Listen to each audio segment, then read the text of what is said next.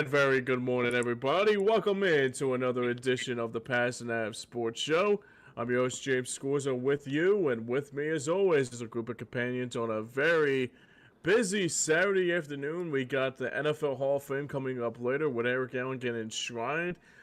Dick Allen this week. Speaking of the Phillies, another Allen and Allen. So if you can paint the picture. But with me, as always, is my group of companions, Joey Marks, and join us today, Connor Ochuida from the Sports Live 215. Gentlemen, how are we doing? Happy Saturday to you. Good morning, Philadelphia. Good morning, James. Good morning, Connor. This morning is going to be very entertaining. So get your cup of coffee, get your favorite breakfast, and start your day off right because we got a lot to break down from Phillies to trade deadline and aftermath to getting thrown out of a game to the Philadelphia Eagles starting their preseason. All Yes, that and sir. more. But James, it's good to be back in this saddle because I love the fact that the Philadelphia Eagles are coming up soon. But we're going to start Oh, with, yeah. with the Philadelphia Phillies. And before I do, I want to say a great good morning to Connor. Good morning, Connor. Good morning, sir. Morning, guys. Thanks for having me on. I appreciate it.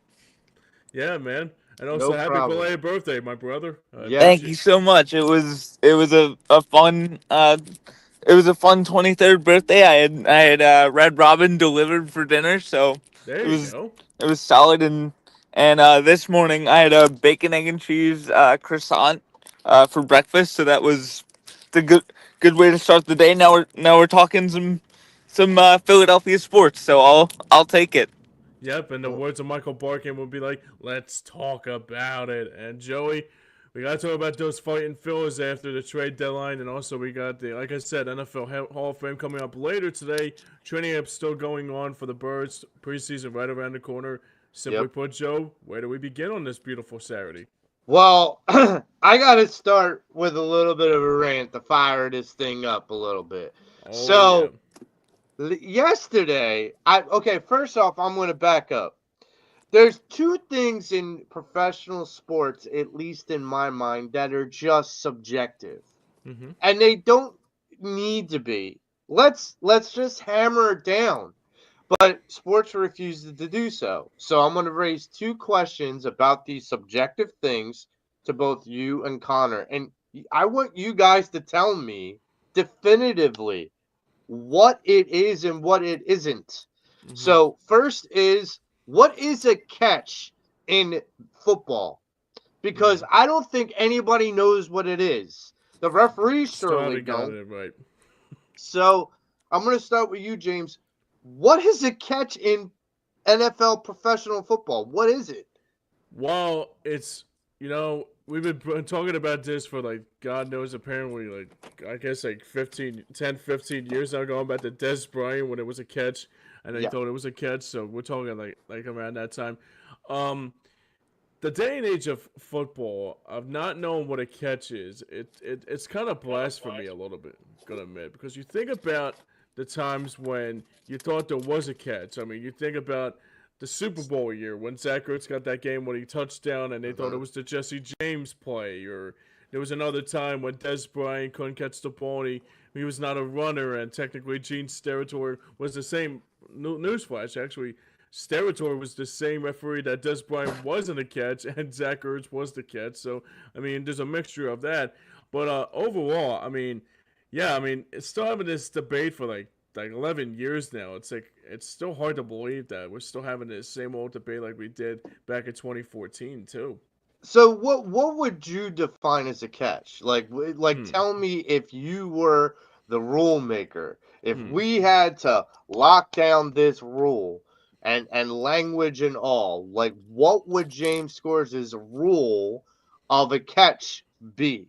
Well, it's I mean, if you have the ball for like 1 or 2 or 3 yard, or like if you have like take 3 steps, like if like for example you take 3 steps to catch the ball, you're automatically called. Actually, in the rule book, it's necessarily called as a runner. So I would say if you have like one or two, maybe three steps, I mean, one, maybe not one step, maybe two or three steps, and then you're labeled as a runner, maybe that's where I'm kind of at with that because that's what happened with Zach Ertz in the Super Bowl. And like when we won our first Super Bowl, when he was labeled a runner. So two or three steps is, in my opinion, that's a catch to me, in my honest opinion. So I'm gonna go with the other rule that Mm-hmm. I feel like is very subjective. And Connor, I'm gonna give this one to you. What in baseball would you consider a swing or non-swing when it comes to a check swing? Um, I I would Okay. consider swing if obviously if the bat um breaks the plane of home plate, um but like if like on check swings it can be kind of difficult because like major league players swing so hard, so that can be kind of a hard thing to determine. um but yeah, it looked like on Bryce Harper's check swing, it didn't look like he went, at least to me. Yeah, I didn't see that much of a check. I mean, even though if it was like a check swing, it had to be like very obviously if that was a check swing. But that was completely like ridiculous. Like to think that was a swing. I mean, I remember I was down in the And basement recording something, and my dad's like, "Are you effing kidding me?" I'm thinking like, "Oh God, what happened now?" And I thought like someone got. Thought Harper got hit in his elbow again. I'm thinking, "Oh God, Harper got hurt again." Son of a friggin' bitch, man. And and then my dad's like, no, actually, Harper just got tossed, and I was like, oh, that's even worse. and, and the umpire had to like look around Trey Turner, so it Sure. was so he didn't have a good view of the play. I just Yeah, so for me with both these rules, here's how I look at it. I look at a possession of a catch in the NFL as you catch it, you sustain full control of the ball, and you take two steps down, like you have two steps down. Right. That's the way it used to be. Like that. I feel like now we have to define a football move. We have to define what's full control. Mm-hmm. If the player catches it and because Jerry Rice used to catch the ball like this. He used to catch the ball with two hands up and kind of then he would tuck it down. Right. So he would catch it with his hands first and bring it to his chest and whatnot. Nowadays, you see these players, outside of AJ Brown and a few others, AJ Brown and a few others catch with their hands. A lot more, like the vast majority, catch with their chest. Like they catch the ball in it with their hands against their chest. So Mm-hmm. it's hard to determine when that ball is moving around. When that ball is moving around, whether or not that the ball is, under control.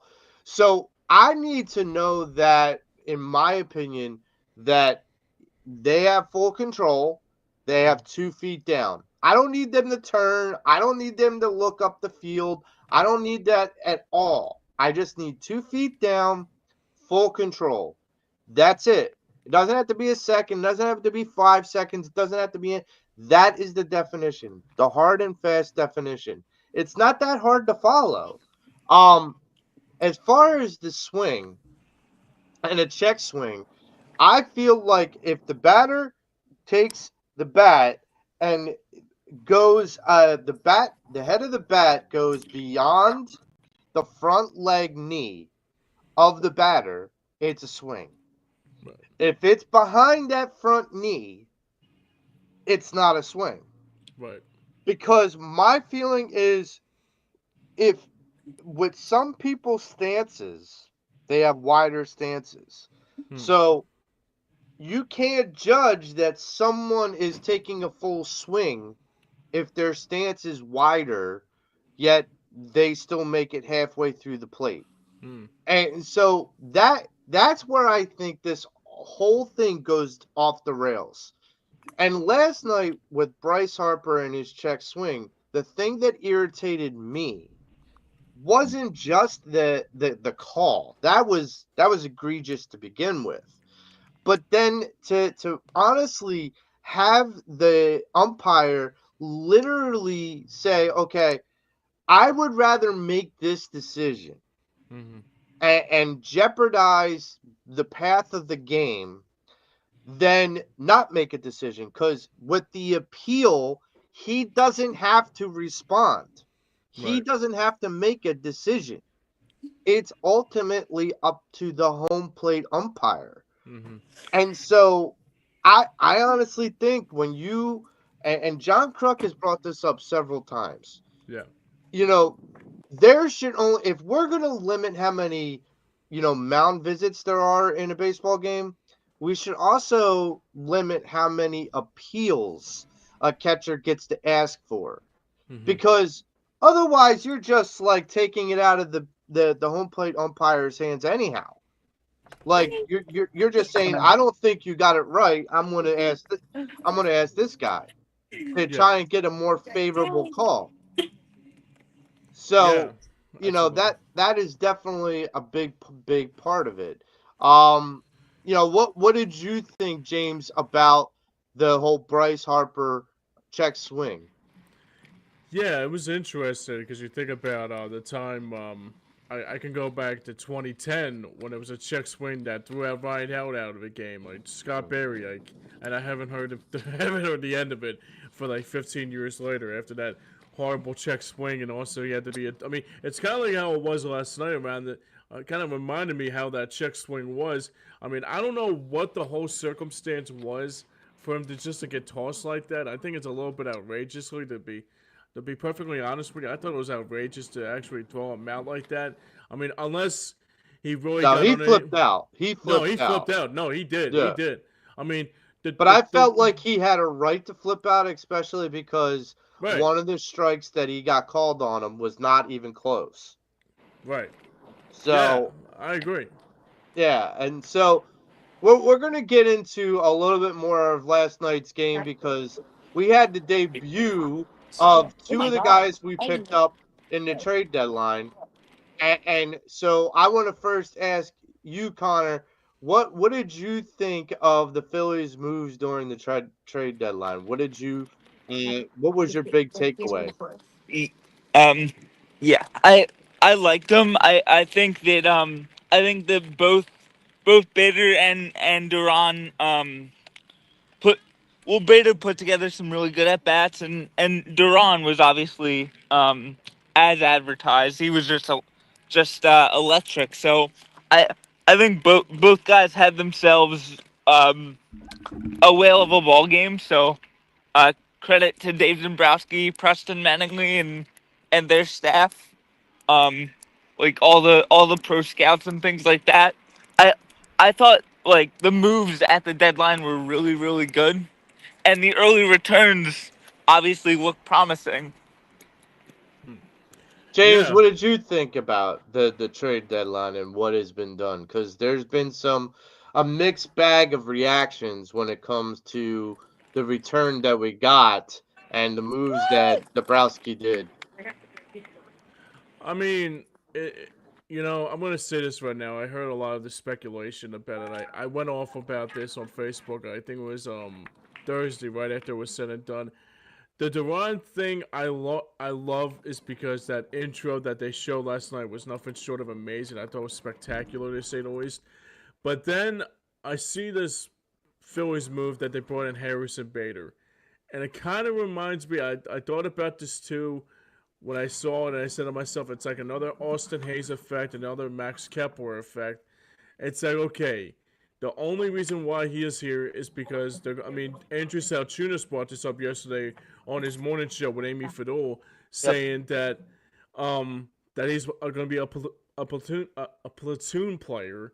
That I think that's going to be the biggest reason why he's going to be with this Phillies team is that they're going to platoon him either in left field or center field or maybe right field. Well, not maybe right field, but like platoon him in like left field or center field, kind of like what they're doing with Marsh and Kepler and what they do with Weston Wilson. I mean, the Bader thing, that's the one thing I said to myself is this is not going to get you to the where you need to go. I mean, you think about what the Mets did, and they got so much better in the trade deadline. They got Helsley, they got Mullins, they basically sold everything but the kitchen sink. And the problem is I had to is that I thought this was a real good opportunity for the Phillies to go out and get the player that they wanted. I mean, if this was the best you got, that you got Harrison Bader out of it, I'm sorry, that's not going to win you a World Series. I mean, I'm kind of disappointed with that, Joe. I mean, Well, I'm not going to lie to you. Well, I understand because I know what your outlook was and what you wanted to have happen, and I'm going to touch on what you wanted to have happen and what ended up not happening, and that is Stephen Kwan. Months ago, James Scorza on this program basically called it. He called his shot, and ordinarily James is right. And for me, when we didn't get Stephen Kwan, I scratched my head because I honestly thought, okay, this may not be a Phillies problem. This may have been a Guardians problem. Probably. My feeling is that because the Phillies weren't the only ones in on the Stephen Kwan Yep. sweepstakes. You had, the Dodgers, the Mets, you had, other people in on the trade deadline with Stephen Kwan. Right. But my thing is that with Stephen Kwan, maybe the price for the Cleveland Guardians was the sun, the moon, the stars, and the whole universe. And I don't think Dave Dombrowski was willing to give that up. Yeah. Um. Like I said, I mean, it's gonna be like a wait and see at this moment. I think the thing that makes it even more, I think the thing that I really try to figure out here what this Phillies team needs to do is that we gotta find out what they're made of. Obviously we all know what Duran is gonna be like in that trade. I mean that piece that's gonna be a positive going forward with the closer role. But overall, I mean, the other thing that I would like to see the Phillies do if they're not done this time around, but I would like to see them do them. Like to see it do it in the off season, kind of like what Roy Halladay was in the off season in 2009 when Ruben Amaro did that. If Quan's still there in the off season, I would go out of my way and give him an offer he cannot refuse. I mean that's Well, I mean that's just Yeah. me. But I know it's gonna be a little bit of a risky move. But hey, look, we didn't think Saquon Barkley was gonna be here. You know what I mean? So it's Yeah. like well, it's like a I, million to one. But you gotta take that risk when the time is there. I'm going to ask you, Connor, like, what was your takeaway about why the Cleveland Guardians? Because you got to think with all these contenders that were offering for Stephen Kwan, why didn't the deal get done? Do you think? Um, I, I, I, I think, um, I, I think it might be because like for a small market club, a guy like Stephen Kwan could be like um could be like just it. What am I trying to say? It could be like like why would we um give up a guy who's just this dynamic? I know, like they basically had a fire sale, but it was like, okay, we can't sell everyone. We have to at least sell tickets for the next couple months. So that's probably why like they didn't move on from Quan to like try to kind of boost attendance. I don't know how much one player would boost attendance, but that's kind of my feeling. Mm-hmm. So it might have been more of an ownership deal than like management. Like maybe the ownership of the Indians was like you cannot trade Stephen Kwan. Right. Yeah, I think from my standpoint with Stephen Kwan, it was about, them going and saying, okay, we want the top three prospects in your minor league system. They were trying to go for some. The ownership for the Guardians was literally going, okay, if we're going to give away this guy, If we're Mm-hmm. going to trade this guy, we got to get enough back that it's more than worth it. And honestly, you know, with the Phillies, I feel like that would have been Painter, that would have been Crawford, and that would have been Aiden Miller. Right. And I'm not sure if that's too high of a price tag for Stephen Kwan. Mm. I like Stephen Kwan, don't get me wrong, but you also have to keep in mind, like, what is that guy going to be like in a year or two?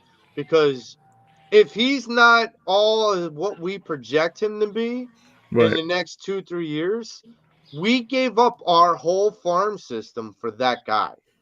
And that in the history of the Phillies, that has rarely ever happened. And so that would be my biggest concern. For Bader, we didn't give up a ton.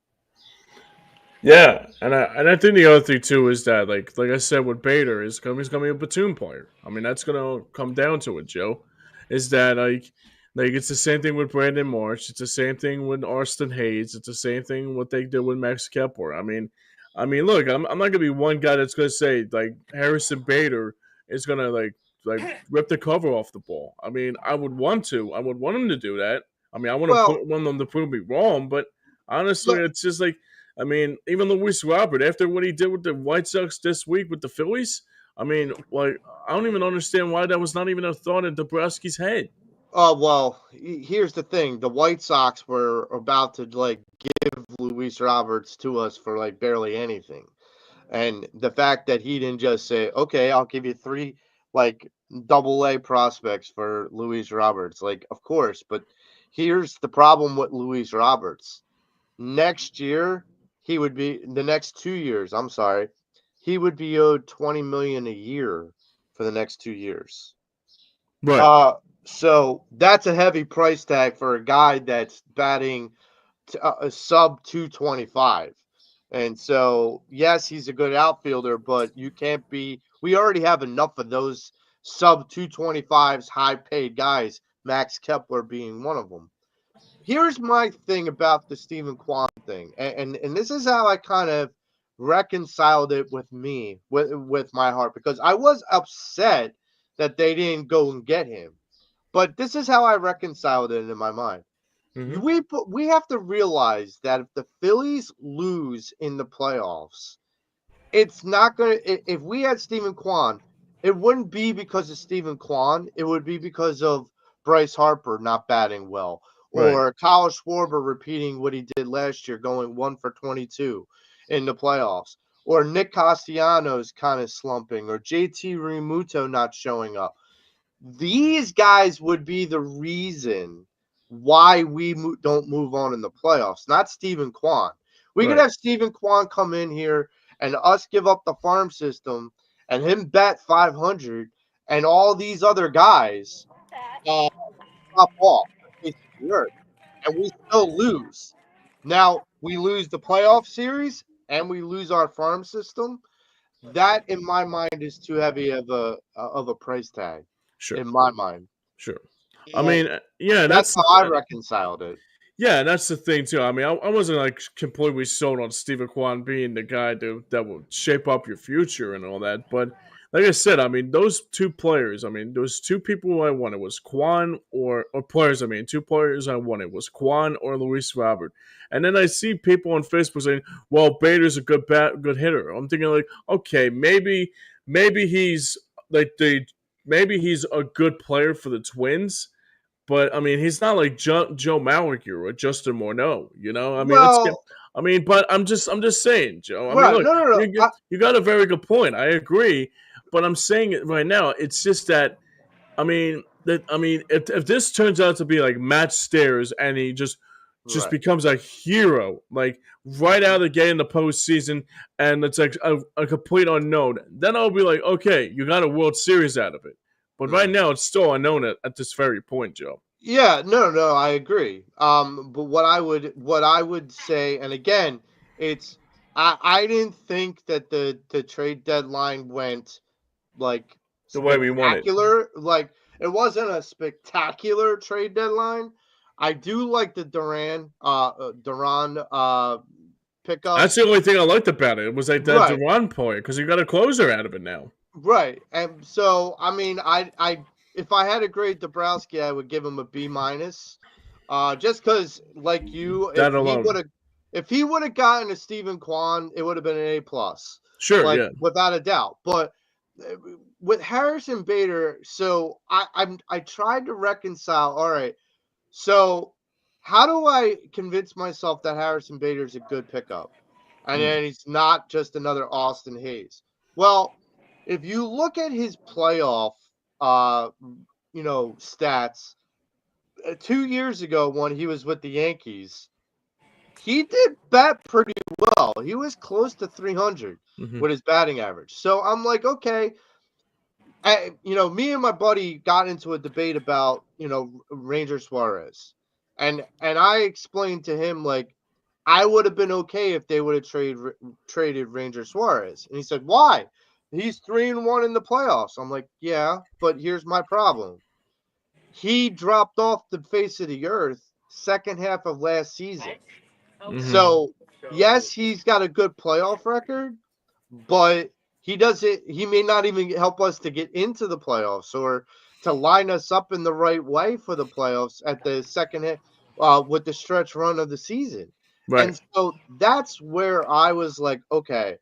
So then I flipped that same debate onto Harrison Bader and I say, okay, he may not give us like 300, a 300 batting average for the rest of the season, but he might give us a 300, 350 batting average in the playoffs.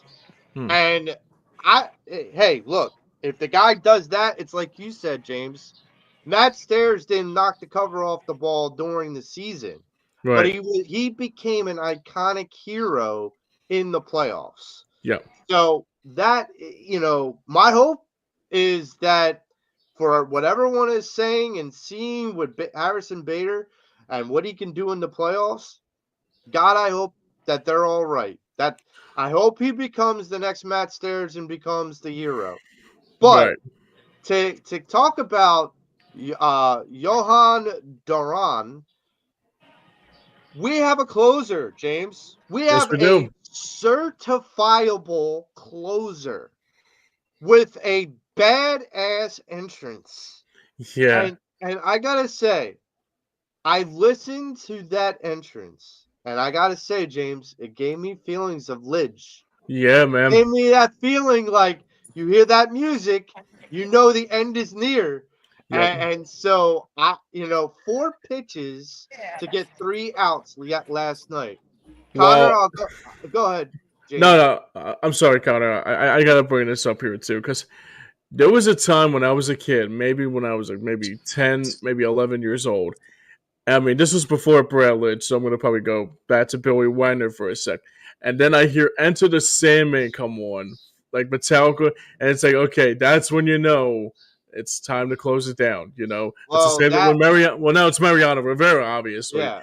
But when I was a kid, it was Billy Wagner coming in to close. It was Enter the Sandman. But overall, I mean, that intro last night, Joe, when I watched that, it gave me a little bit of the feels of the Brad Lidges, the Uh-huh. Mariano Rivera's, that annoying trumpet guy. Well, actually, not to the Edwin metrics. Diaz. Yeah, yeah. I mean, it was a lot better than Edwin Diaz. I gotta admit though, Connor though. But Yeah. but it was just man, it was just it was a great intro. I mean, even they did the whole Titantron, like you guys would say, like in wrestling Yeah. phases, that with the tarantula walking around in the fire. It's like, yeah, now let's get ready to close this bad boy down. Go ahead, Connor. Yeah, I mean, Joan Duran, that entrance was electric. His stuff is electric. I Oh mean, yeah, I I was talking to my occupational therapist about this. Like, what's crazy about him is not only does he have a 99 mile per hour fastball, 89 mile per hour curveball. mm. Um, and he's not even a thrower. He's not. I mean, even if he's a thrower, he's not like throwing gas. I mean, that's pretty amazing. Well, the first pitch he threw last night, me and John Kruk both just sat in awe. A 98 mile an hour splitter. I'm Right. sorry, what? I'm like, like me and John Kruk were like, was that a splitter? And Yep. he's like, and Tom McCarthy's like, yeah, 98-mile-an-hour splitter. And John Kruk's like, okay, that's not fair. Okay, all right. 4 pitches. It only took 4 pitches until that's Look, he doesn't amazing get too. paid by the pitch, there, James. He doesn't get paid by No, the you're right. You're right about that, brother. So, but this whole thing, when I heard the music hit, and I was like, okay, like I kind of felt, well, what is this guy gonna come out to? Like, you know, is it gonna come out to Barbie girl? Like, what is gonna happen here? So I'm sitting there going, and I hear the bell, and I'm like, oh, it's different. I was like, this is different. This is, and then I hear the lyrics come in, and I'm like, oh boy, okay. The swagger's back in Philly. The swagger is back. And then And the lights show after that. yeah, Oh my and god. listen, can you Yeah. imagine that music, that show in a playoff situation? Ooh. Can you imagine what Ooh. Citizens Bank Park is Ooh. going to feel like? To steal the line from Brian Dawkins, can you feel that? Yeah. And so that will be, I mean, worth the price of admission. Oh, And you hell brought yeah. it up. You brought it up perfectly, James. When I was listening to the music, to the entrance, it felt like a wrestler coming out to the ring, Yeah, and dude. like it felt like this guy's coming in, and look, there's a psychological edge that takes on the opposing team, because Mhm. they're like, okay, what is this guy like?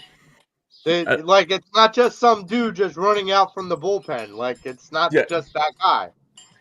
Yeah, it's not like the old days, like Keith Bell running, like trying to run a sprint and try to break a hamstring at this, like pop a Right. hamstring.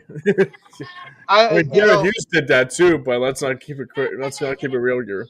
Yeah, here's my thing. So the Sure. bullpen got stronger by a lot. And I get that we're going to still not have Alvarado in the postseason, but being able to have Duran in for the foreseeable future, because I think we have 2 years. He's under control for 2 more years after this year. Yeah. He'll So be here for 2.5 years. yeah, Oh so wow. I'm just going to go out on a limb and say this: with this starting pitching and Duran being in the back end, believe me when I say this, it is going to be special. And I have one more thing to talk about with last night's game. When that comeback started to happen, when Bryce Harper got tossed, it was tied. Mm. And I felt like between Bryce Harper getting tossed and Duran's entrance, the Phillies were like, "Oh, we're not losing this. No, no, no, no, no, no. We're not losing this." We're like, there's a different feel in the clubhouse now, and I feel like going into the second half of the season and even going into October, this is going to be different, and Mm. it's gonna get a very special going forward. Now, we're gonna have Frank Finnegan on in a couple weeks, but I am really curious between if Mitch Kofsky's down the shore listening. I really wonder whether Mitch and Frank have stepped off their line of logic here and think that the Phillies are still not going to make the playoffs. So we'll see. We will find out those questions, the answers to those questions and more on future episodes of the Pattison Ave Sports Show, I'm sure. For sure. So my question is, do you think there was a quote that Dave Dombrowski put out before the trade deadline? Or I'm sorry, after the trade deadline, about Andrew Painter. And I Mm. got to ask the both of you guys, because for me, I don't remember this ever happening in the Philadelphia Phillies organization.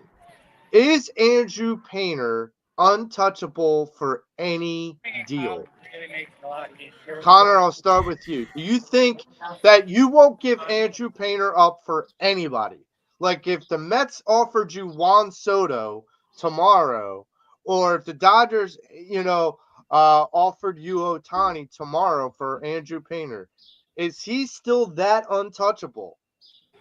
Um, I from And I'm exaggerating with those two examples, but you get what I'm saying. like I I really think the Phillies believe he is, and I hope when he gets up here, he proves Dombrowski, Mattingly, and their whole staff right. Um, so yeah, I have to believe that the Phillies believe he is. So, James, same question. You think Andrew Painter is like the most untouchable player in baseball right now? Well, I mean, the question I have to ask is too. I think somebody brought this up a few weeks ago around this time about Andrew Painter. Um, if he's that reliable that you can't trade him and all that, you should just bring him up already. That's my top priority. Because here's the thing, Joe. Like why is it that if the Phillies wanted to get like a big star in this trade deadline, they won't be asking for Andrew. I mean, look, Andrew Painter, we still don't even know if he's able to. We don't even know if at this very point he's still unknown at this point if he is going to come out and see what he has in store. I mean, look, I mean, I understand he had Tommy John a couple years ago, but I mean, look, I know it takes a long time for it to heal, but sometimes when those players come back from Tommy John, they're not necessarily effective as they once were. You look at Strasburg, for example, back in the day when he popped his arm, and he was never the same pitcher after that. It took him like 9 years to get back to where it was, but then it was like by that point he was just like, I mean, I got a World Series out of it. That's all that matters. But Yeah. I mean, but I'm not saying it's going to take 9 years for him to get back to full health again. Yeah. But the thing about with Painter, I mean, just like they saying that he's not on anybody's radar. It's like then why why not? I mean, it's not like we're gonna see another Steve Carlton in the making here. We're not seeing another Cole Hamilton on the rise. I mean, I don't know. I mean, it's just I try to figure out what Yeah. Painter's point of view is, and also Painter's um like I mean, yeah. I mean, it'll be something. It'll be something to grab onto. It'll be something to be interesting to see what they look like. But overall, I mean, like I said, I don't know. I mean, I don't know what the whole love about like Andrew Painter is. I mean, to me, it's kind of ludicrous a little bit. Not gonna lie to you, but it's at the same time too. I mean, like if someone's gonna give you a piece that will help you in the near future, I mean, you did that with Mick Gable. I mean, you knew Mick Gable was gonna be a piece that would be gone. I mean, that's why we got Harrison Bader and Duran Duran in there,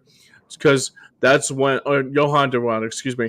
Um, yeah, I mean, like one of these times, I mean, if there's gonna be like a Quan coming in, Luis Robert, I mean, if they want to Andrew Painter, I mean, honestly, the way I looked at it was everybody was available in the trade deadline. I mean, Yeah. that's the most important key here, Joe. I mean, look, I mean, I don't want to say I don't want to wish. I mean, look, if his career is like great and somehow in some way that he comes out and he just blows the cover off the ball, like I mentioned earlier. I mean, yeah, I mean, then I'll be like, okay, maybe that's probably why they were waiting for him to come up. But now it's been almost 2 years now. I mean, now it's just like I don't get the whole love of like Andrew Painter. I just simply don't get it. Gonna admit. Well, here's my thing. So I've heard different phrases attached to Andrew Painter: Mm-hmm. generational player, generational talent, stud, ace in the making kind of thing. And I'm thinking, okay, all these are good things to say to compliment the guy. And if all of them are true, great. But here's my thing. Yeah. Yeah. If you Yeah. aren't going to at least give this guy the light of day, you're never going to know whether he can live up to any of those. Right. Like whether he is a generational player or an ace in the making. sometimes you got to take that leap, and I'm not sure that you can. Well, Connor's at a party right now, Yeah. so Yeah, well, is that? I think it's at a baseball benefit for his brother. I think that's the other thing too. So, I mean, it's kind of like we're at the link right now, and we're talking to Merrill Reese. yeah, seriously. But here's my thing is I don't think anybody should be as untouchable as Andrew Painter it potentially is. Like, if you can get a guy, and I'm not saying that Luis Roberts it was the guy that I would have picked, but if I could get a Stephen Kwan for Andrew Painter straight up, and that was the proposed, potential proposal, I would have pulled the trigger on it because I bring up two pitchers' names No. that had the moniker of potential ace or generational pitcher in the Philadelphia's farm system: Carlos Carrasco and Sanchez, Sisto Sanchez, Right. and both had decent careers, but I wouldn't go and sit there and say they're a generational pitcher by any stretch. Let's see. Oh, sorry. What was the question, Joe? I'm sorry, buddy. No problem. So, like, my feeling is those guys were generational players to begin with. You know Mhm. what I mean? Yeah. But they had good careers. Just they didn't pan out the way that we expected, and we traded them. Andrew Right. Painter shouldn't be any different. Um, Yeah. So the other thing too is that yeah, I guess the other thing too is what's fascinating is that like I you got even you brought there, up with son. Carrasco and you brought up No, Sixto but I told you where Sanchez to and everything go. about See, you saw him pass, you saw him finish. hey Connor, All right. Hey, we're gonna go. if you Gotta go can drink mute your a little nothing. bit because you got a lot of background. Yeah. all right. There you go. So yeah, I've been trying to do the best I can with this too. So Yeah, sorry about that. no problem. So go ahead with what you were saying. I didn't want to interrupt. No. I was just saying with Carrasco and also with Sixto Sanchez and all the others in between. I mean, yeah, I mean it'll be something to keep a close eye on, especially. But the other thing too is that I find it interesting because like you mentioned those players that sorry, there's a cat toy underneath my foot. So yeah, I mean, with them they'll be very reliable. I mean, to the point. I mean, to Andrew Painter's point. I mean, yeah, it'll be something to keep a close eye on in those later months, and also what Carrasco does too. I mean, not Carrasco, but what Painter does. I mean, but like I said, everybody was available at the trade deadline. That was my 2 cents more than Yeah. anything. So let's move on to the Philadelphia Eagles because believe it or not, James, we have a preseason game coming up in Yes, we a do. couple days against the Cincinnati Bengals. Now, look, I get it. Preseason's not as exhilarating as regular season, but this still is going to be an interesting. It's like I said a couple months ago. This is going to be an interesting preseason because I want to see some of these guys that are, second and third tier and see where how much of a push they gotta go.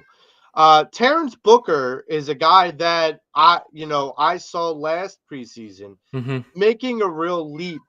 And look, I still think Terrence Booker, he's not a starter, he's not a stud, he's not a guy who's gonna, be the next coming of like Reggie White or anything. But the guy is a good player, and I think you can get good contributions from him. Uh, in fact, like I even tease by saying, using the going back to wrestling, using the old Booker T, like using Booker T's tagline of take that, sucker. Like, anytime he kind of makes a sack or makes a play like that, that is something that, I tease with. But the preseason's always fun to see like what guys like him come out to shine. And going against Cincinnati, is a pretty good barometer in my mind. Right. It's not like the New York Jets, like we've done like year after year after year. It's not like, dealing with the Cleveland Browns or any team like that. This is a team in Cincinnati Bengals that are looking to bounce back from last year. Mm-hmm. No, you're not going to see Joe Burrow, and no, you're not going to see Jalen Hurts. You're not going to see many of the starters. But what is the thing that you're most looking forward to, James, on this first preseason game?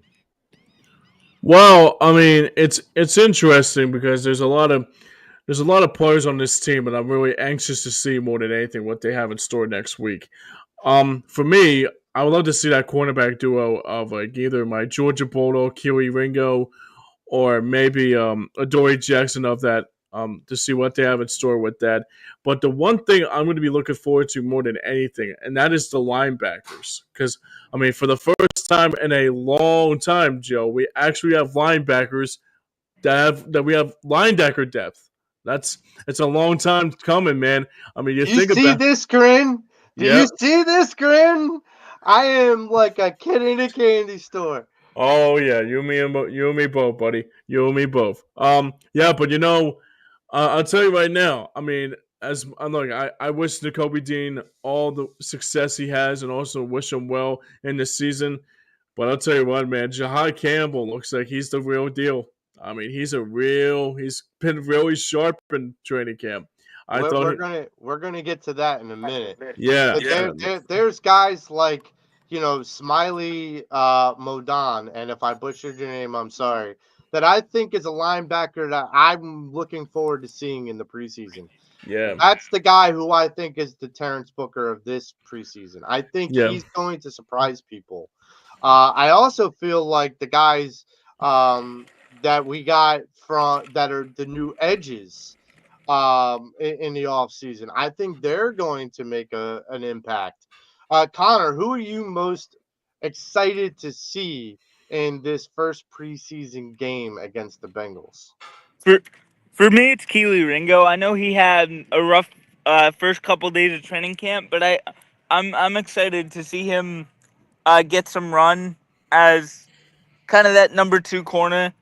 Um, to kind of see what he does, and I think he's primed for a big regular season. So it it should be exciting to see how he performs.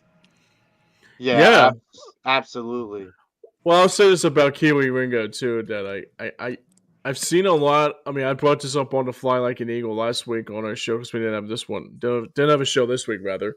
For me, I mean, I want to see more out of him in training camp, and I know there was a little thing out there yesterday that I actually respect Vic Fangio just a little bit more.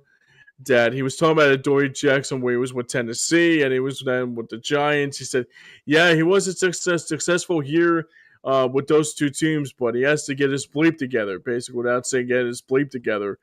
But Yeah. overall, I mean, yeah, that quarterback duo between Keely Ringo and Adoree Jackson is going to be something that will be an X factor going into the first game of the season, and who's going to be that corner right next to Quinyon and Coop. So, yeah, I mean, it'll be something to keep a close eye on, man. But I'll tell you right now, this is going to be a very exciting I mean, for the first time in a while, everybody says preseason games are like a Don't waste matter. of don't matter. This could be one preseason. I say, you know what? Might be fun to watch more than anything, Joe. Yeah, absolutely. I think for nothing else but to see some of these young guns on the defense and see what they're really made of. I mean, here's the thing I love about Vic Fangio. He doesn't fool around with his Mm-hmm. words. He says it like it is, and if you don't like it, then do something about it. Mm-hmm. And like that is a part of the dynamic that has been missing from this team for the last decade or so. Jonathan Gannon didn't get it done. You No. know, the guys, uh, the two defensive corners we had a year or two ago did Yeah. not get it done. You know, like Pencil Topper yeah, and and his and Mr. Weatherby. and Temple Terrible. and from the other defensive coordinator. Yeah, Like, that's how you went to Temple. That's right. yeah, Temple Terrible terrible. Temple. He made Temple, he gave Temple a bad name. And I'm speaking Agreed. from alumni. So the perspective with him with Fangio is, I'm not going to just sit there and give you a position. Like, I'm Mm. not going to say Adoree Jackson wins the CB2 job, or Hmm. Kelly Ringo wins the CB2 job, or Sidney Brown wins the safety job, or Nikubo Nakuba, yeah. yeah, wins the safety job. He's not saying any of that. He's like, you guys have a lot more to prove to me before I make any decision. And Exactly. they're still a month away from regular season. So guess what? You guys got to prove to me you guys earn it. And I like that. That is a very Jim Johnson like attitude. And Right. I love that perspective. Now, that being said, that is, a stable coordinator and a stable coaching staff on defense with Vic Fangio and his crew. But on the offensive side, we have a new offensive coordinator. Mm. And the thing that I have to ask, having lost Kellen Moore and Hmm. having this guy kind of being promoted from within, my question to both of you guys is, should we plan on seeing new wrinkles in this offense moving forward? Like, Hmm. especially this season. Like, I'm curious. Okay, there's going to be the staples, the tush push, some of the play actions, the Sure. inside runs with Saquon Barkley. But are there going to be, in your mind, new wrinkles in this offense this coming season? Connor, I'll start with you. I would think so. Patulu's been with Hertz since Hertz became the starter. So I would think we'll see a few new wrinkles here and there. So it's gonna be exciting, and we'll have some kind of some fresh ideas. Um so yeah, I'm excited to see what Patullo has kind of in his bag for sure. James, same question. You think Kevin Patullo is going to have, and Connor brings up a really good point. Yeah, he does. Jalen has had a lot of fluctuation with the voice in his head, meaning the coordinator that gives him the play call. Patullo's been with him for a while, maybe not as the head OC, but he's been the guy in his head in Hmm. some way. My question to you is, does that continuity allow Patullo and Jalen Hurts to add more wrinkles into this offense that maybe opposing teams haven't yet seen? Well, it's a good question to ask, especially what Patillo is going to look like in the first game of the season against Dallas.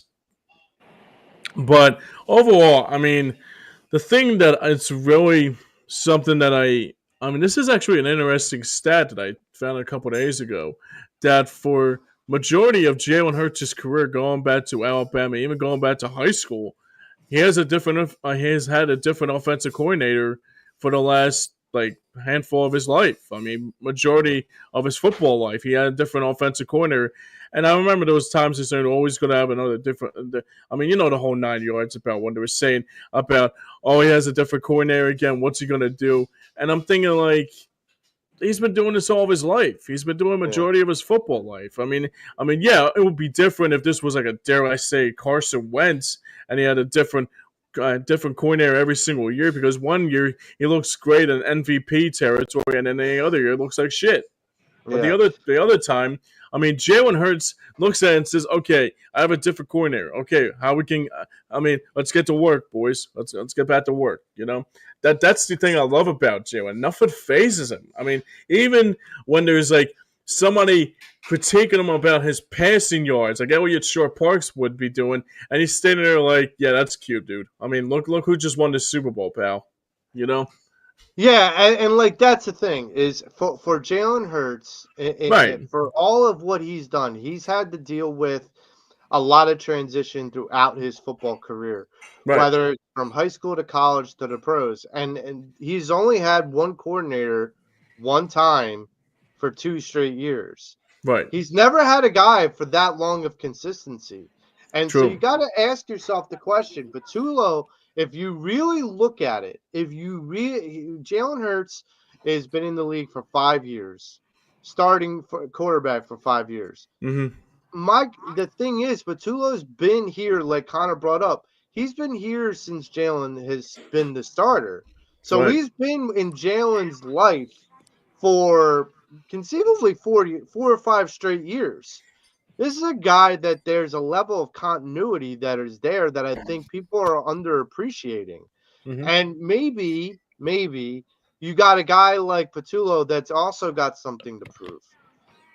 And sometimes that hunger of having to prove something and shut your critics up, I think people on this Eagles team knows all too well about how to do stuff like that, about shutting up the critics.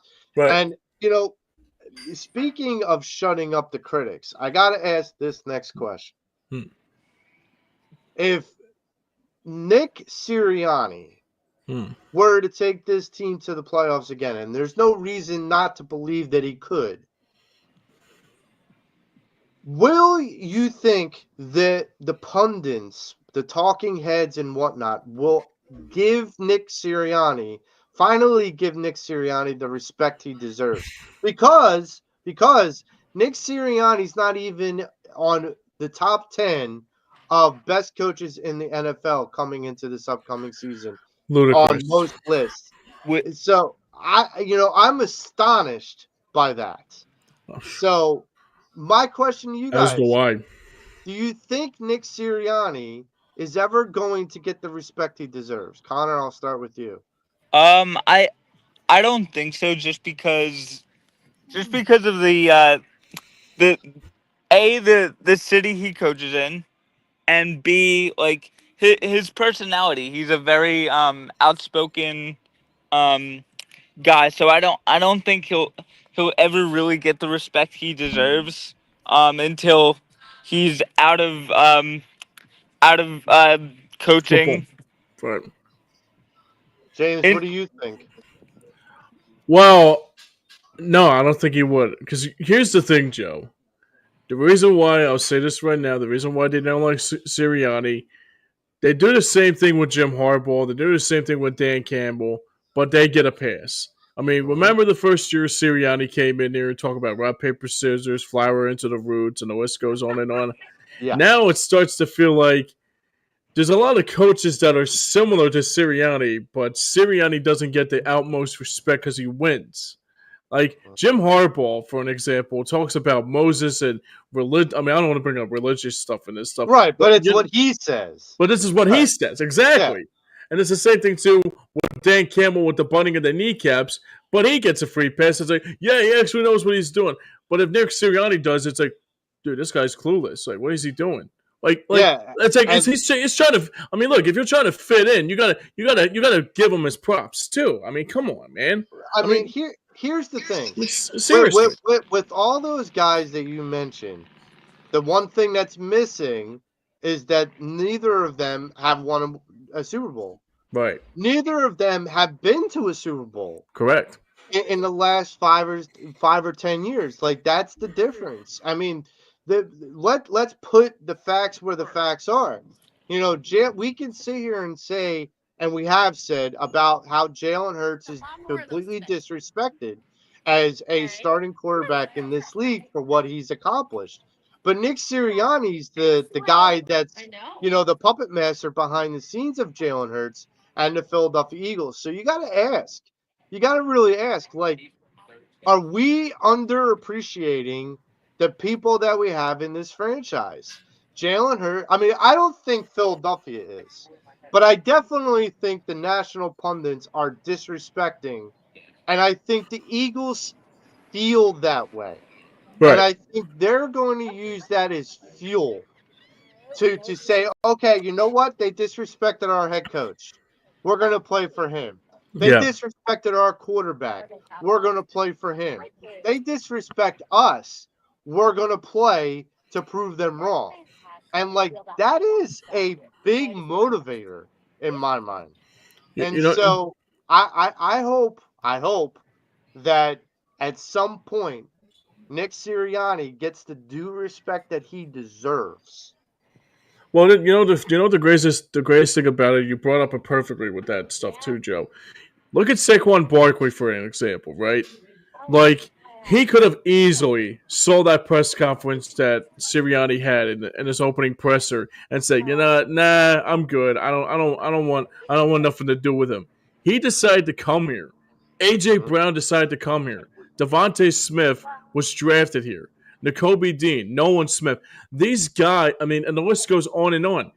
They could have easily said to Nick Sirianni, "Nah, I think I might don't want to. I don't want to probably want to work with him because he's a little bit in the words of Italian words would say a little foofy, if you know what I mean. They say Yeah. he's a little bit like a little bit far from the apple far from the tree, you know. But they respect him. They respect him. That's the thing. They respect him like they do with. I mean, sure, they do the same thing about Jim Harbaugh and Dan Campbell, like I alluded to.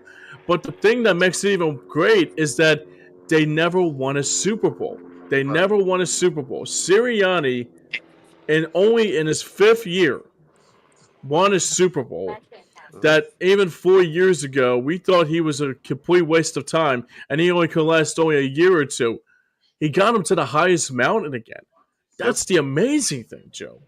It's the This is a amazing guy, thing. and look, this is a guy much like Jalen Hurts, isn't looking and saying, "Well, let me rest on my laurels because I won a Super Bowl."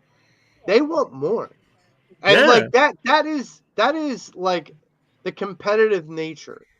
That Jalen, we talked about last week about how Jalen Hurts spent time with Michael Jordan right. in the offseason. He also contacted Tom Brady. He also contacted guys like, who else?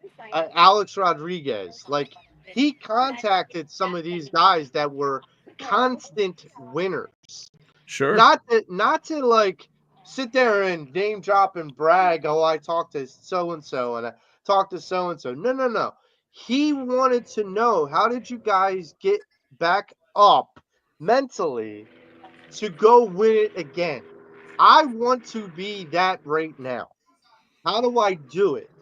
He wanted to learn. It's like I've been telling you from day one with Jalen James, No is that this question. guy is always trying to improve himself. Mhm. Nick Sirianni did the same thing in the offseason. He contacted guys like Jay Wright, Mike Krzyzewski, Bill Belichick, Andy Reid. He contacted them to find out, how do I do this? How do I get my players ready? How do I get myself ready to go and become a champion again? How did Yep. you guys do it? And so the It's a hell of learning a list, tree, man. It's a hell of a right? list. To put yourself under the learning tree of those people isn't a small feat whatsoever. And so for me, it gives me more motivation. And it kind of irks me that the pundits don't see that and say, just like you did, James, that's a hell of a list that they're learning from. It is. Like that is a hell. I mean, if there was a master class, you can't draw it up any better for Yeah. either person. So that is that's why I have so much motivation towards what this team is potentially capable of doing this coming season, despite having a tough schedule. That Well, being, go ahead, James. well, I got one more thing to add about this too. Just look what happened in 2018 when they won that Super Bowl, and Doug saying this is the new norm, and I say Yep. that in quotes. Then after they won that Super Bowl, they felt like, okay, we finally reached the highest mountain, but they didn't ask to repeat. I mean, this is the one thing I love about this team. They won the Super Bowl. They could have been like going on bus trips and Yeah. book tours, and Yep. know what they're doing? They're going back to the gym and getting ready for another season. Even Jalen Hurts, when he won that Super Bowl, right? He won that Super Bowl, And the one thing that really surprised me more than anything, I can guarantee Yeah. you the next day or probably that same week, he was probably in the gym getting ready for the next football season. That's Well, like that's Kobe Bryant, my friend. That's well, Kobe, and then that's I, Kobe Bryant times it. That's how he was as Mamba. I think right now Jalen Hurts has that Black Mamba mentality. I'll bring this up and then I'll Mamba ask Con. mentality. Sorry about Yeah, that. I'll ask this um to Connor in a minute, but the report that I had heard after the parade was that Howie went back into the office because free agency was starting soon. So he had to go and get some work done in lieu of the free agency period starting. Hmm. He went so after the parade with Howie's, cut and whatnot, bruised forehead or whatever. He played He for the went, city. yeah, he went back into the office and he walks by the film room. There's several film rooms. They're Mm. conference rooms. And he walked by one of the film rooms and noticed that the door was closed. That seemed a bit odd to him. He opened the door and he found Jalen Hurts watching film footage from the Super Bowl. And Howie's like, "What are you doing here?" He's like, "Just studying, just studying." He's like, "Okay, carry on." Walks out the door, goes to his office, calls Nick and goes, "Do you realize Jalen's here?" He's like, "Yeah." And here's the other thing. Nick goes, "Yeah, I'm here too." Well, what are you talking about? And Howie's like, "It's the off season, guys. It's my time to go to work. Like, what? Why are y'all here? Like, you guys just won the Super Bowl." Their mentality was that was good, Mm. but how can we be great? Yep. That's the difference, and that's what I think is going to make this more fun. My question to Connor is this: with the mentality that Jalen has and Nick Sirianni has, what do you think the ceiling is for this team, especially going into this upcoming season? I I think the ceiling for the Eagles is very high. In my in my off season review video, I said I wouldn't be surprised if they went 14-3 because that's just how this team is I built. Like like that. they're just they're never satisfied, and that starts with the head coach. That starts with the quarterback. So I I can totally see them winning another 14 games. Hmm. So that being said, we have some new blood in the building. One of the new blood is a man by the name of Jahad Campbell. Ooh. This is a guy that James, when we drafted him in the first round, all we heard was he's not going to be ready before the beginning of the season. We just drafted a guy that you're going to have to wait Scratch that. 3 months for him to play ball. He's on the practice field and killing people like Goddard and Cam Jurgens and Oh stuff. man. So yeah, I don't think anything's wrong with him. I think he's fine. Reality check. Yeah, and here's the thing. Jahad Campbell basically said in an interview, he said, "I'm not willing to let everyone else define who I am. I will define who I am." And that made me feel like, oh, this guy's got something to prove. He's a Yeah. little ticked off. I don't like Dallas Goddard even said when he hit Dallas, he people thought that Dallas was going to retaliate. Dallas went back and said, "No, he hits hard. I'm Mm. not trying to get into a fisticuffs with him. Right. I'm not trying to have my jaw broken." Yeah. He's like, before the season starts. Like, this is a guy that is going to hit hard. Dare I say, even though we have his son on the team, Hmm. dare I say that this guy hits as hard as Jeremiah Trotter. Ooh.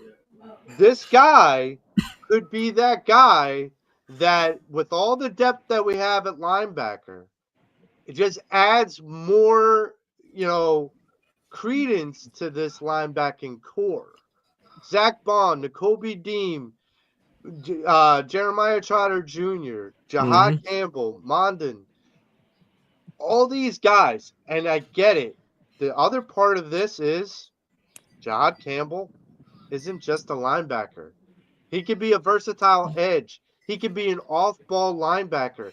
He could be a guy that can switch into the Mike position. This is a guy who's a Swiss Army knife. Wait, don't we already have a Swiss Army knife? Oh, yeah, that's right. Cooper DeJean. Yep. Okay, so you start adding these Swiss Army knife type players into this kind of defense, man, you are giving Vic Fangio so much latitude to be so creative with what schemes he can draw up from game to game. Yep. Offenses aren't going to know how to handle it. So I got to ask James, Jahad Campbell will be ready for opening night. This guy will probably be your starting linebacker or one of your starting linebackers on opening night against the Cowboys. My question to you is, what are your impressions of Jahad Campbell knowing that he's already breaking the trends? He's already breaking what people are saying, he's going to be. He's already proven people wrong. What is your impressions of Jahad Campbell up to this point? Well, before I get my thought here, my dad brings up a very good point here. He says, now you're talking my guy. Campbell's a Vic Fangio Swiss Army knife. Cannot wait. Yeah, that's my dad, Joe Scores, checking in. He's a big fan of Jahad Campbell, man. And you know how much he likes those linebackers like you do, my friend. Yep. So, anywho, if he is, oh, man, can you imagine on opening night of the season, Jahad Campbell on that opening linebacker core with Zach Bourne and also Micah Parsons is on the other sideline, like not even dressed, and just see Campbell just get demolished. But I mean, not Campbell, but Prescott rather get demolished by Jahad Campbell, man. Oh man, you can paint the picture, man. I can't. I mean, this is something I am so glad. This has been a fun week to be an Eagles fan. I gotta say it right now. You had Terry McLaurin on opening night of the preseason on Hall of Fame night asking for a trade. Then you got Micah Parsons asking for a trade. Man, what a time to be alive to be an Eagles fan. I mean, I love this, dude. I mean, Jahad Campbell stealing the show at training camp, seeing my Bulldogs get ready for another year of anticipation and expectations and collaboration, man. This has just been so exciting. I ain't never been this excited to be an Eagles fan. Look, I'm a homer. I'm not going to lie to you, Joe. I'm not going to lie to you, Connor. I'm a homer. But I'm real at the same time, too. This team, I'm going to say it right now, since this is a bold prediction show, I'm saying they're going to win it again. You heard it here first. This team is winning it again this year. We'll see you back on Broad Street for Super Bowl phase number 3, my friend. Number 3 is coming before you know it, my friends. So the thing I love sounds good to me. Yeah, they got the right talent. They got the right philosophy. They got the right team. They got the right players. They got the right organization. I mean, this Eagles team, like, you think about those two things that happened yesterday with, even Jahad Campbell tearing the cover off the ball, like, in training camp and all this included. I mean, seeing the Cowboys, like, see Micah Parsons asking for a trade, Terry McLaurin asking for a trade. This is perfectly written. You can't script this any better. This is like Miracle on Ice, guys. In the words of Herb Brooks, this is your time now. Now you got to go out there and get it. So, Connor, I'm going to throw the same kind of question to you. What is your feelings about Jahad Campbell? Like, how do you feel like this guy wasn't supposed to be the starting linebacker for opening night, but he's going to be. And like, you can book it. My question to you is, what have been your first impressions of Jahad Campbell coming into this season now that he's proven some of the people already proven them wrong? My impressions of him have been very good. I think he's primed for a big year. I think I would not be surprised if he has double digit sacks. he he's just a playmaker, and I wouldn't be surprised if he brings that if he brings that same level of play that he brought to Saturdays if he brings it to Sundays. Hmm. So I'm going to go with a bold prediction too, James. I think Jahad Campbell will be your defensive rookie of the year. Ooh, I like it. Wow. I I like that, man. I That's think beautiful. I think this guy's gonna light the world on fire because he is so ticked off that so many people counted him out. It's a very Jalen Carter like mentality. You know, Jalen Carter got passed over because some of the things that happened on the off the field. The Eagles said, "We understand that you've been exonerated, you've done your due diligence, all of that. Now here's your opportunity to showcase what you are." We know what Jalen Carter is now. Now tell me, if Jahad Campbell has that same kind of level of chip on his shoulder like Jalen Carter did, and we've seen what Jalen Carter has done in the last couple of years. Just imagine what Jahad Campbell's going to be able to do. Yeah, Yep. like that is the special part. Now look, there is a part of this, James, where there's a little bit of a sad part of it Hmm. for you and I. Hmm. Jahad Campbell lighting the world on fire might mean that N'Kobe Dean might be out. Yeah. I And mean, like look. I mean, that's look. not to say he's not going to be in for this year, but his contract's coming up, and I'm not sure with all the other contracts they're going to have to deal with that N'Kobe's going to be at the top of the list. Hey, I'll say right now, Joe. I mean, the thing. I mean, look. I love N'Kobe. He's a great, great player. Great bulldog. Great champ. I mean, but I'm not gonna be disappointed though, because you got Nolan Smith, you got Jalen Carter, you got Jordan Davis, who looks absolutely fantastic with his slim rate right now. I mean, his weight. I mean, he looks absolutely fantastic. I mean, if anybody's, I mean, it's like a different person like seeing him out there.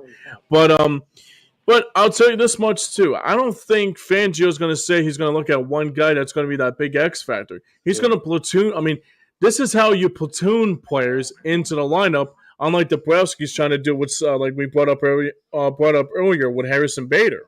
I Yeah. mean, right now, I mean, he can like rotate N'Kobe Dean, he can rotate Jahan Campbell, he can rotate Zach Bond, he can rotate Cooper DeJean in the nickel. You know, this is a perfect example. Like my dad could bring this up too, is that he has all these toys together, the so-called quote toys that he has together, that he sits there and he just makes it work. He's making his own Madden team, creating his own Madden franchise without saying without saying the words Madden. I mean, that's Yeah. the. I mean, it's just one of those things that the Eagles do so well, especially and let alone Fangio's sake too.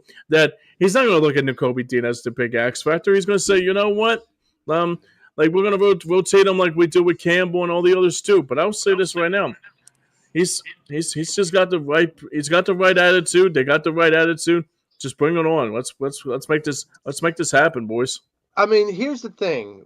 Fangio reminds me a little bit of a Jim Schwartz back in 2017. Hmm. When we had the NASCAR packages and Sure. different packages on the defense that could throw different looks at the opposing offense. Fangio comes off as a guy to me that knows how to do that very well. And Hmm. having all these different guys with different levels of talent, not one guy is exactly the same as the other guy. Certain guys bring different skill sets. Uh, Not to rip off of Liam Neeson, but they have a certain skill set for certain things, and Vic Fangio knows how to put them in the right position to enhance those skill sets to the best for the betterment of the whole team. Yeah, and And so my dad that, my dad brings up a very good point here too. He says the defense might be bringing up might be, actually no, I'm sorry. This defense might end up being better than last year because not only they replace the guys who who left the team, the majority of them are in their second year in fixed systems. So it's only just going to get funner, my friends. Well, here's my thing, and I don't disagree with your dad, but here's the thing: they were the number one defense last year. They can't be any higher than number one. Yeah, So, right. like that's the thing. So, but even if they're like top five defense this year, I'm good with that. Well, I'm more than good with that. you know, I mean, I'm going to say another bold prediction here too. I think I think Nolan Smith's going to hit the 10 sack. I think Nolan Smith's going to have himself a great year too. I think he's going to have like more than 10. Like, well, not more than 10 sacks, but probably 10 or 11 sacks this year, man. Well, here's the interesting thing. He was on with Hugh and Joe Giglio a couple weeks ago, Right. and he was asked about that. Yeah. Well, what is your goal? You know, with you getting more run time now that Sweat's gone and whatnot, what's your goal? And he's like, I don't know. What do you think my goal should be? He asked you. Like, I don't know. What do you think my goal should be? And he's like, 13. And then Nolan's like, and Hugh's like, what? Too high? He's like, no, too low. And I'm like, Yeah. what? I'm like, okay. Oh I'm my like, god. This I'm guy's like, ready. oh, okay. He's laser I'm ready. focused. We can all go home. He's like, yeah, that's a little low. That's on the low end. I'm like, 13, low. Okay. All right. You go do your thing, Nolan. You go do your thing. My feeling is Wow. this: this team could sit back this year and go, we're champs. All right. Like they could sit back and be like, we're champs. This team has something else to prove. They have something more to prove. Mm-hmm. That they are going to not only be the best team in the NFC, but that they will be the best team in the NFL for this year and the foreseeable future. Mark my words. Patrick Mahomes is on the decline. Yeah. My feeling is that Patrick Mahomes is not surrounded with the level of talent that he once was before. And he can't always put the cape on. And that's going to shine through more and more each year. So guess what, folks? I give Pat Mahomes 4 good years left in his career. And after that, I'm not to say that Patrick Mahomes is not going to be a good quarterback. I just don't think he'll be Patrick Mahomes after 4 or 5 years from now. Right. I think Jalen Hurts will be that face of the NFL if he wants to be. That's the question, if he wants to be. So, with that being said, you got the Philadelphia Eagles and the Cincinnati Bengals this coming Thursday. You got the Detroit Tigers and the Philadelphia Phillies on Alumni Weekend today and tomorrow night. It's going to be a great week of Philly sports. And I hope all of you guys enjoy it. Enjoy the cooler weather. For Need Connor, it. We definitely need it. yes. For Connor, for James Scorza, I'm Joe Marks. This is the Pattison Ave Sports Show. Everyone, have a fun, happy, and safe weekend. Go Birds!